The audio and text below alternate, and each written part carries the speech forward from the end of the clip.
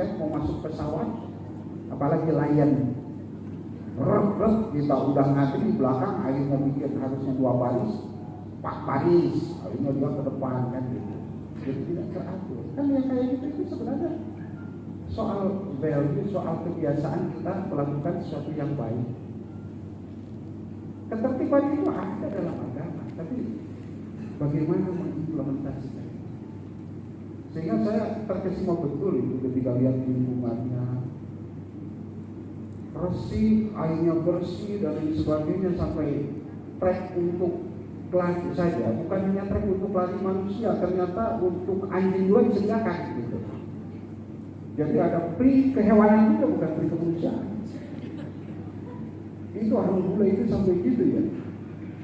Makanya lingkungannya itu, coba lihat kalau kita yang namanya walungan kali kota itu, yang sungai di kota, itu mayoritas airnya itu kotor kan, bau lagi, karena banyak kotoran-kotoran dari rumah itu lewat ke sana. Tapi itu yang terjadi di Amerika yang pernah saya lihat, itu bersih sekali, kayak air di hutan di kita, ya. Jadi polusinya itu nggak ada, sehingga masih banyak ikan salmon itu bisa kelihatan. Nah, maksud saya ini penjelasan sebenarnya, kok bisa mereka? Kita harus bisa kan gitu. Kalau kita bisa melakukan hal yang sama dengan mereka, lingkungan seperti itu, yakin kita itu lebih unggul dari mereka, karena mereka itu hanya atas dasar kemanusiaan dan hal-hal yang sifatnya duniawi. Kalau kita melakukan itu, pasti urusan ukhrawi, niatnya juga lillahi ta'ala dan sebagainya, itu punya nilai yang lebih lagi. Jadi kalau mereka itu enak surganya di dunia saja, kalau kita dapat surga di dunia seperti itu, insya Allah surga di akhirat juga lebih dari itu kan gitu. Nah ini yang harus diperjuangkan. Jadi pembelajaran PAI itu tantangannya sebenarnya di sana Bapak dan Ibu. Nah ini dari integrasi ilmu dan agama. Lanjut, kemudian ada visi-misinya. Yang pertama adalah soal akses. Yang pertama adalah soal akses pendidikan, kalau tidak salah ya, yang meningkatkan akses pendidikan. PAI misalkan apa ya? Kalau akses PAI, memang agak sulit. Kayaknya enak berdiri, saya itu ya. Baik. Tapi kalau berdiri kayaknya mau nyanyi. Janganlah, nantilah saya nggak bisa nyanyi, diwakili oleh wadah 1 dan 3 aja.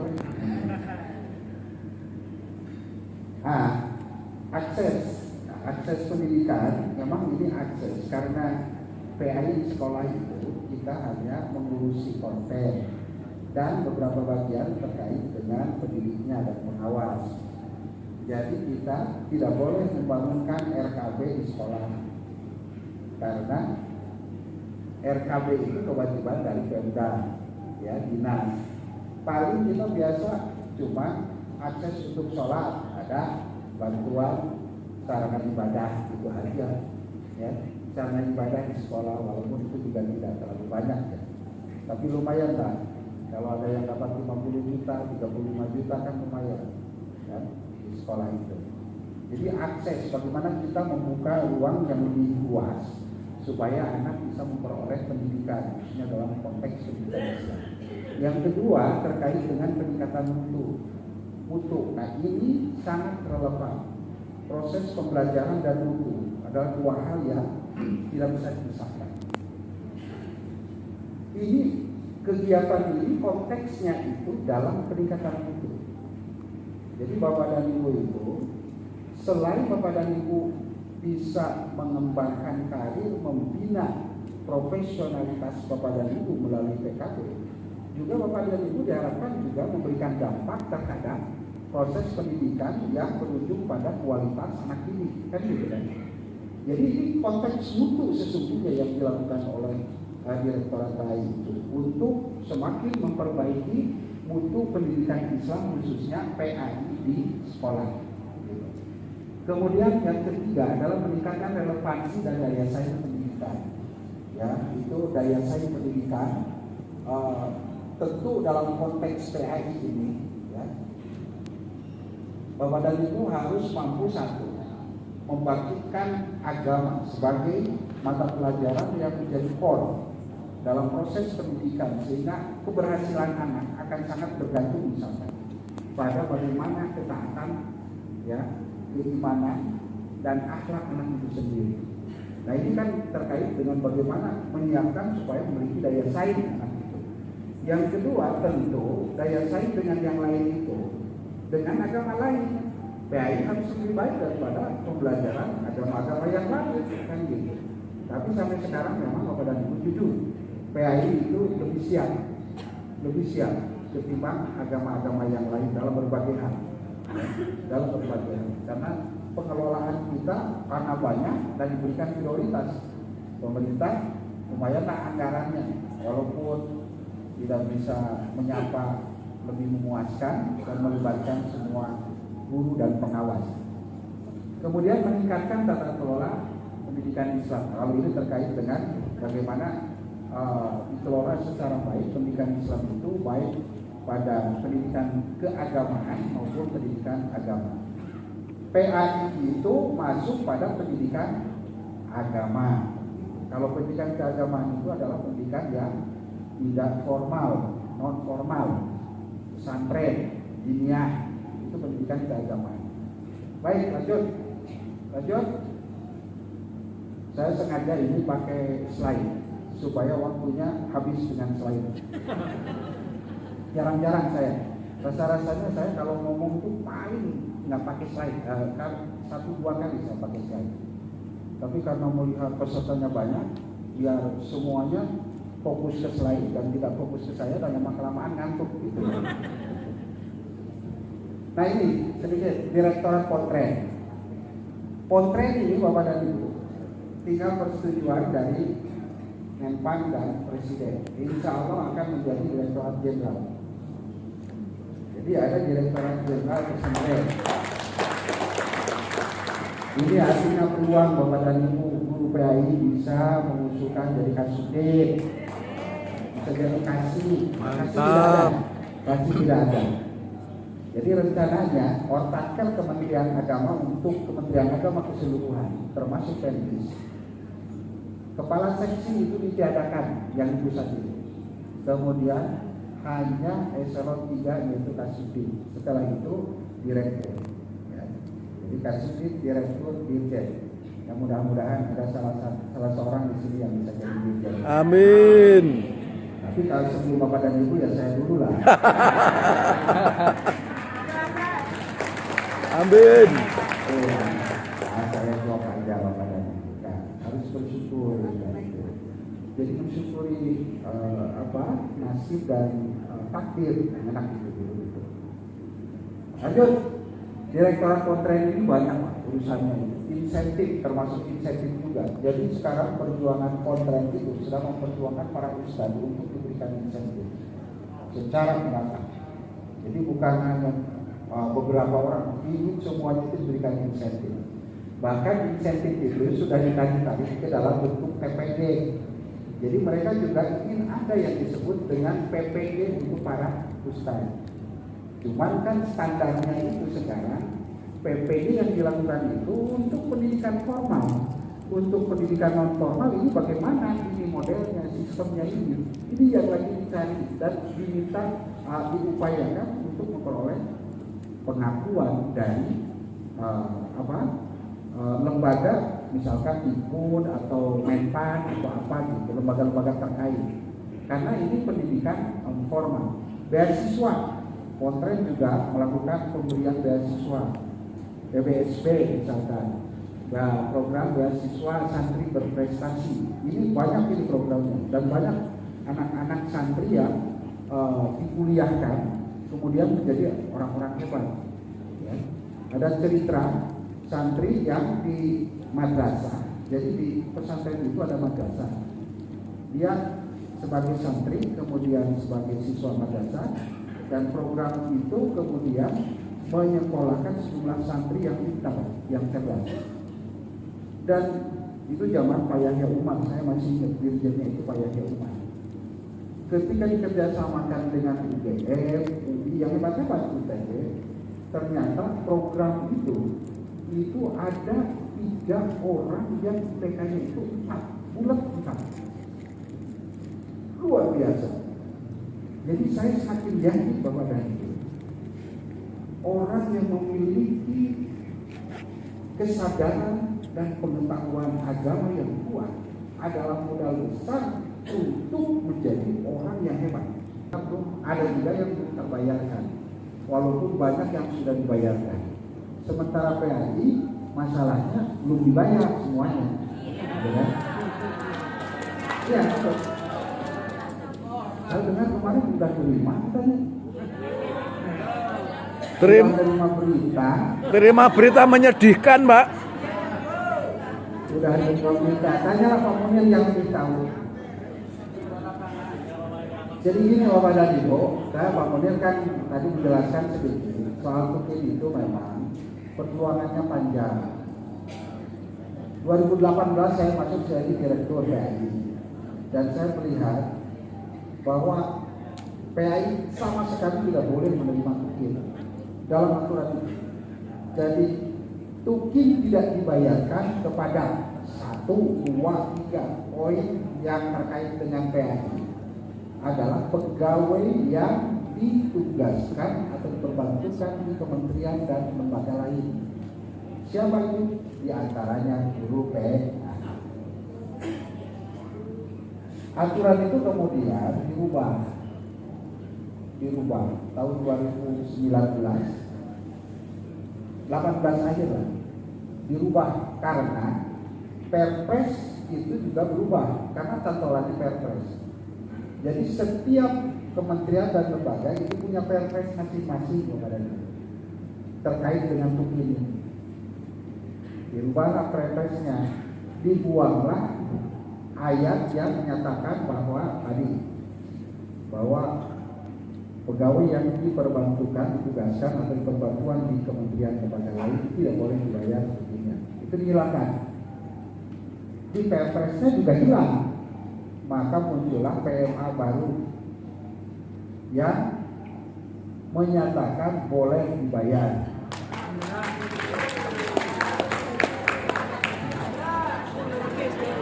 Belum selesai. Boleh dibayar. Masih koma.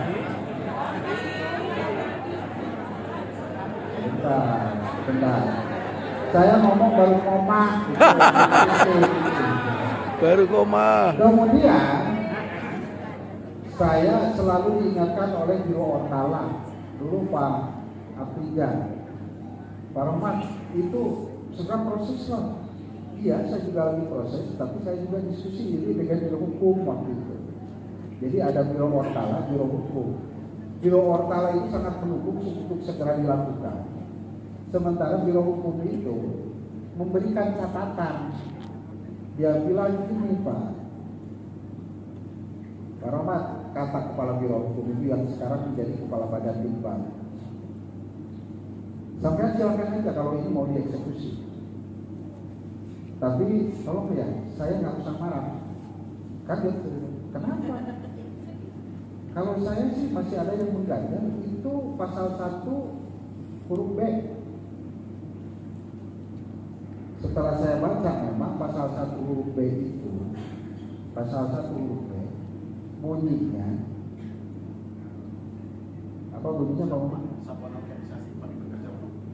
Iya, Tukin diberikan kepada pegawai yang bekerja di Kementerian Agama secara penuh.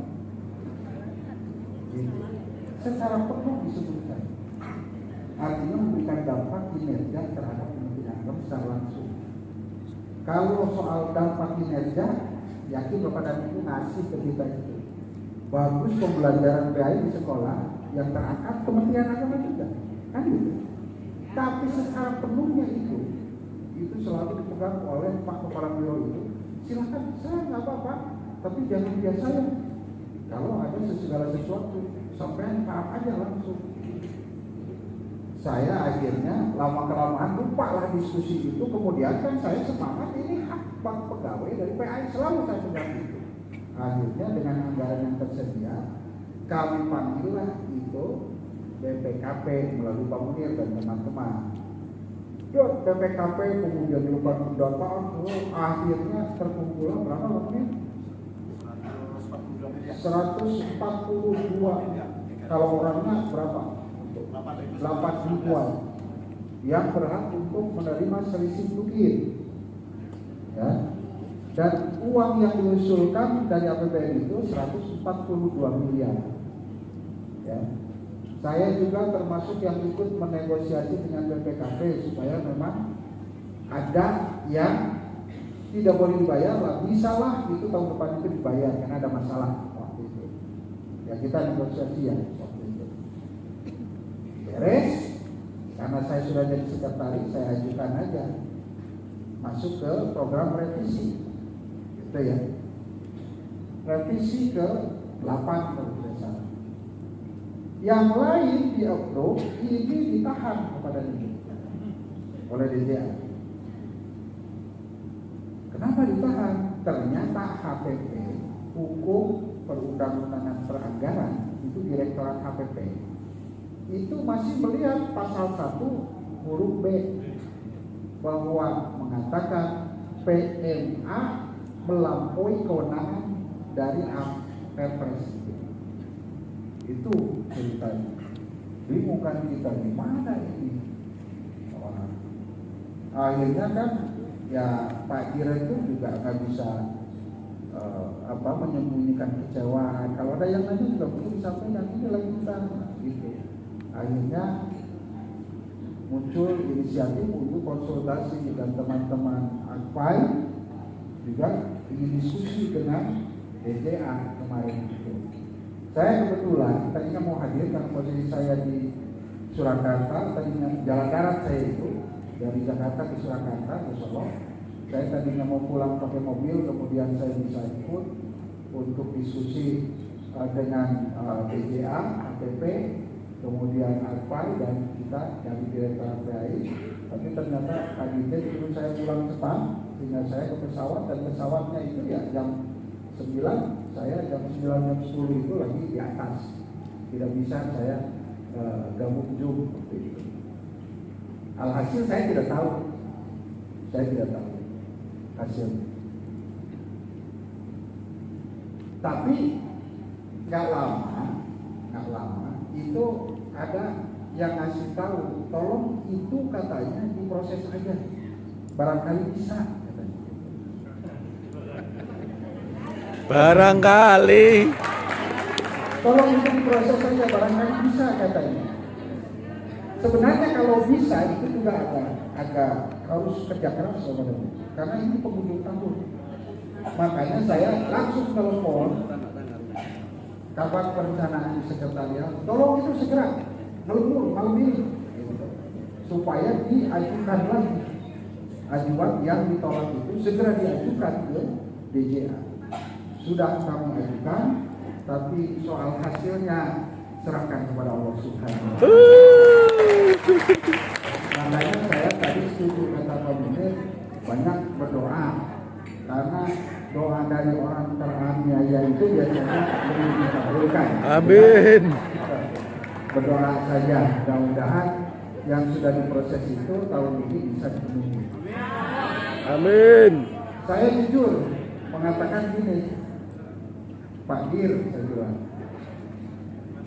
ini persoalannya bukan hanya sekedar regulasi, tapi realitas yang itu di beberapa titik itu guru yang lain itu juga sudah menerima, sah atau tidak yang jelas mereka menerima. Masa kita yang besar malah lebih disiplin kayak gini dan tidak menerima kan? Jadi alasan-alasan realitas seperti itu saya sampaikan, bukan hanya sekedar alasan-alasan regulatif ya mudah-mudahan aja ya. Yang jelas kalau ada tugas saya sebagai sekretaris harus segera mengajukan lagi, sudah saya proses ya. Tidak dilama-lamakan untuk membantu orang-orang yang butuh. Perlu kan gitu ya. Baik Pak, kembali ke sini ya, ini misalkan standarisasi pengangkatan guru dan teknik bukan PNS juga itu jadi masalah. Lanjut. Ya, ini baru konek yang tadi nggak konek sama sekali ya. Nggak konek. Jadi itu untuk killing the time, ya, killing time. Jadi untuk menghabiskan waktu. Lanjut PAI. Nah PAI ini banyak masalahnya dan saya kira ini wilayah Pak Direktur PAI. Saya nggak usah detail menjelaskan karena bukan Direktur PAI. Kualitas keberagaman siswa, kurikulum, ya kualitas kesejahteraan dan ketersediaan guru pengawas. Nah misalkan kualitas kurikulum PAI. Nah, kurikulum PAI kan alhamdulillah mana Bu Dasa? Bu Dasa mana? Nah, ini yang paling rajin koordinasi dengan Dikbud. Ada di belakang, nggak usah nengok. Sudah lagi. Nah itu Bu Dasa itu mulai penyusunan yang versi buku teks Kementerian Agama yang 24 jilid dengan pegangan guru. Ini mungkin di sini juga ada para penulisnya di antara peserta ini ya. Mantap, tuh ada. Yang akhirnya memang ya itulah gimana ya. Kalau kita ngurusin sesuatu di rumah orang itu tetap yang punya rumahnya juga nggak berkenan kalau memang itu menjadi buku teks utama, gitu kan. Akhirnya dilakukan perubahan kurikulum. Jadi kurikulum yang disederhanakan. Kita ikut aja, kebetulan waktu itu dibutuhkan buku, pas kita juga tidak memiliki anggaran untuk penyusunan buku. Yang punyanya itu di Dikbud. Akhirnya kita joinan. Tapi karena kewenangan penyusunan buku itu berdasarkan undang-undang perbukuan dan kewenangan Kementerian Agama, maka itu dilakukan kerjasama melalui MOU. Jadi dibikin MOU antara Sekjen Dikbud dengan Sekjen Kementerian Agama untuk penyusunan buku itu. Karena anggarannya di Dikbud, tapi kita mengirimkan sejumlah orang untuk menjadi penulis, reviewer dan sebagainya. Nah itu Bu Dasa itu yang rajin untuk awal yang kayak gitu. Nah jadi kurikulum yang sekarang itu mungkin saya tidak tahu terakhir itu apakah buku yang disusun bareng itu sudah digunakan atau belum. Ya. Sudah ya? Woi ternyata sudah. Tuh kalau datangnya dari itu cepat